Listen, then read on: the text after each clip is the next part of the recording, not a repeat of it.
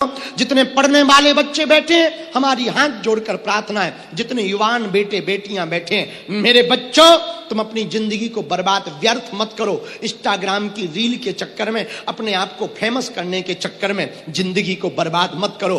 रातों भर तुम्हारे माता पिता रो रो करके, तुम्हारा पिता रातों भर जाग जाग कर खेती करता है ताकि हमारी बेटी और बेटा पढ़ सके। और सफलता रील को लाइक करने से प्राप्त नहीं होती है, रियल में पढ़ाई करने से प्राप्त होती है। पर इस रील के चक्कर में इतने बच्चे बच्चियां बर्बाद हैं, हनुमान जी बचाएं। उन बहुओं के भी डांस दिखाई पड़ रहे जिनके कभी मुंह नहीं दिखे। धन्य रे इंस्टाग्राम, जिसने भी बनाया हम उसको बहुत रुपया देंगे और ठटरी मारेंगे। का गजब का बनाया।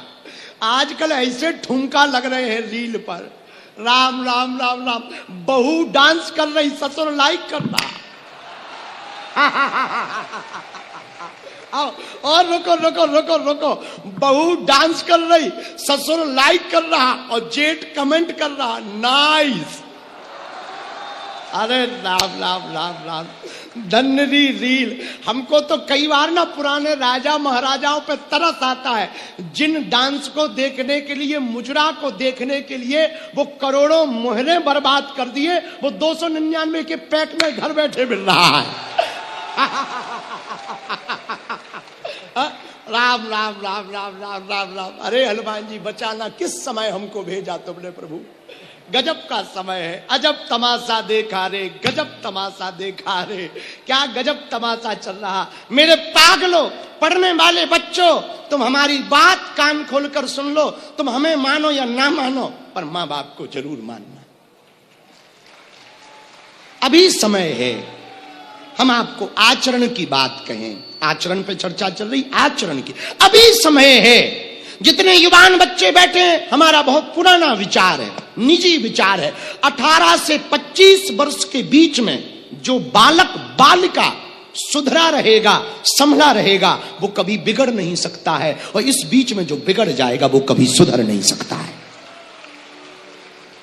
इसलिए जितने भी बच्चे बैठे, तुम संगत के चक्कर में दूसरों को, कुछ लोग कहते गुरुजी हम क्या बताएं, हम तो ठीक थे, हमारी सहेली बेकार थी, हमारे सहेला बेकार था। अरे नक्कटू, चंडी, दुर्गा, काली, त्रिपुर सुंदरी, बेटियों तू दुर्गा बन, तू काली बन, पर कभी ना बुरके वाली बन। हमारी प्रार्थनाएं बेटियों, ये सहेली सहेला के चक्कर में मत पड़ो कि वो ऐसा है तो मैं भी ऐसी हो जाऊं, वो वैसा है मैं भी वैसा। और बच्चों से भी प्रार्थना है, वो मेरा मित्र ऐसा कर रहा, मैं भी सिगरेट फूंकूं, मैं भी ये करूं। मेरे बच्चों याद रखना, पढ़ने वाले बच्चों, एक बात हमारी तुम याद रखना, कोई किसी को नहीं बिगाड़ सकता, खुद में यदि खोट ना हो। याद रखना, रामचरितमानस के 2 पात्रों को तुम पढ़ लेना। राम के राज्य में रह करके मंथरा सुधरी नहीं, और रावण के राज्य में रहकर विभीषण बिगड़ा नहीं। विभीषण रावण के खानदान में पैदा हुआ, पर रावण बिगाड़ नहीं पाया, राम भजन से विमुख नहीं कर पाया। और आज के बच्चे कहते कि हम नहीं बिगड़े, हमारे मित्र बिगड़े। क्या खाक लिपटे रहते भुजंग, चंदन से सांप लिपटे रहते हैं। चंदन अपनी शीतलता देता है, लेकिन कभी भी सांप का जहर नहीं लेता है।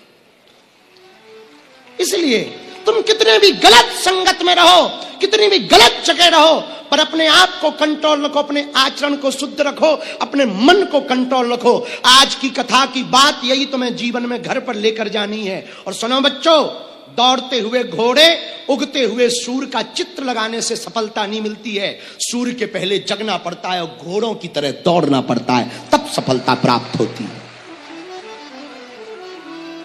लेकिन आजकल के बच्चों पे बातें 4 दिन तक काम करती, फिर बिगड़ जाते। देखो तुम, कई लोग ना आज की बात गुरुजी की सुनकर हम तो कल 4 बजे से उठेंगे, अलार्म लगा करके सो जाते। लेकिन जब अलार्म बजता तो बंद करके ऐसा आनंद की नींद लेते जैसे बम डिफ्यूज कर दिया। फिर और गहरी नींद आती। और वो कहता है माइंड, उसी वक्त माइंड कहता 5 मिनट में क्या बिगड़ जाएगा, और कब 8 बजाते पता नहीं लगता है। वो 5 मिनट ही खराब है, उसी 5 मिनट को ब्रेक लगा करके यदि खड़े होकर के हम सावधान से अपने आचरण की शुद्धि करें।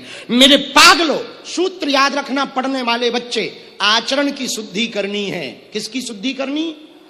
बोलो बोलो। आचरण की शुद्धि करनी। चरण के बल पर तुम मंदिर जा सकते, पर आचरण के बल पर तुम परमात्मा तक जा सकते हो। इसलिए आचरण की शुद्धि करो।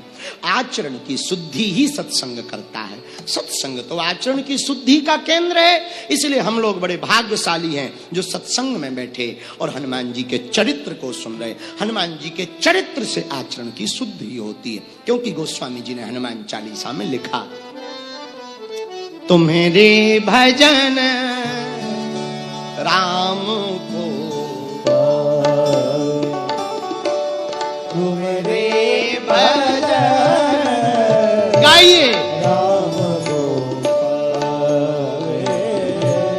तुम्हारे भजन राम को, गाओ गाओ गाओ गाओ, तुम्हारे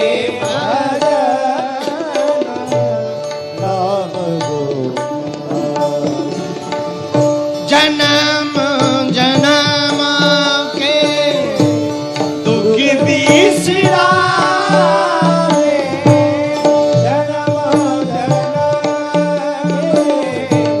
हनुमान जी की शरण को पकड़ो।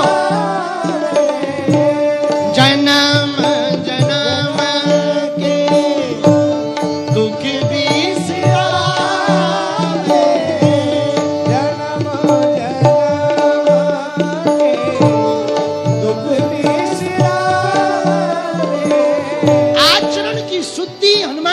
शरणागति से हो सकती। पर मेरे यारो, एक बात तुम याद रखना, आचरण की शुद्धि उसी की होगी जो सत्संग की धारा में झुकना सीखेगा। मेरे पागलों, भरी हुई पानी की बोतल से खाली बोतल में पानी तब ही भरा जा सकता जब खाली बोतल थोड़ा नीचे हो और भरी बोतल ऊपर हो, तभी भरी हुई बोतल का पानी खाली बोतल में भरा जा सकता। उसी प्रकार जब तुम्हारा मन विकारों से खाली होगा, तब सत्संग रूपी विचार तुम्हारे दिल में प्रवेश करेगा।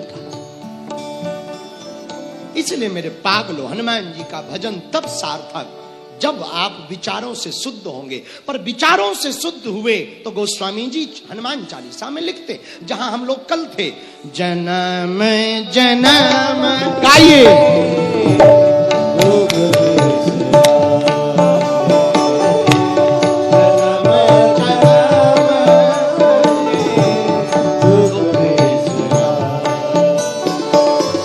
सीताराम सीताराम सीताराम कही, हरि बोल,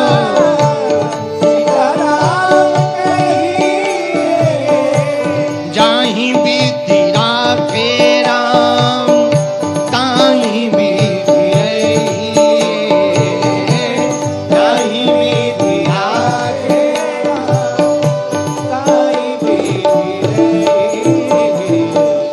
सीताराम सीताराम